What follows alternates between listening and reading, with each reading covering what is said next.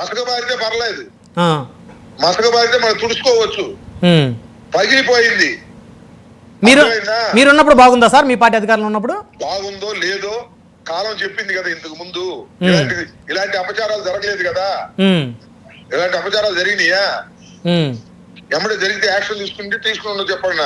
ఏందని నాకు అర్థం కాలేదు. పొలిటికల్ ఏదైనా ఒక రాజకీయ రణక్షేత్రంగా మీరు తిరుమల తిరుపతిని ఎంచుకుంటున్నారు. తప్పది.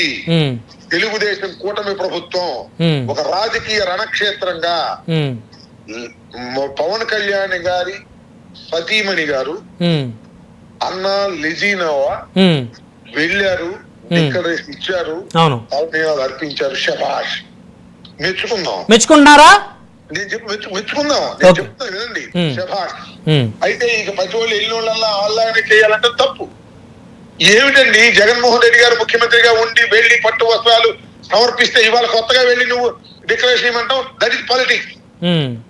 రాజశేఖర రెడ్డి గారు వెళ్ళి అనేక సార్లు మరి పట్టు వస్త్రాలు సమర్పించారు. సోనియా గాంధీ వెళ్ళి డిక్లరేషన్ ఇవ్వకుండా దర్శనం చేసుకొచ్చింది. అది దైవానుగ్రహం. Who is he to ask? మీరెవరు అడగడానికి? అంటే మీరు అధికారంలోకి వచ్చారు కాబట్టి మీరు రాజకీయం చేయడం కోసం దైవాన్ని అడ్డం పెట్టుకుంటారు. నీచులు మీరు. ఎవరెవరో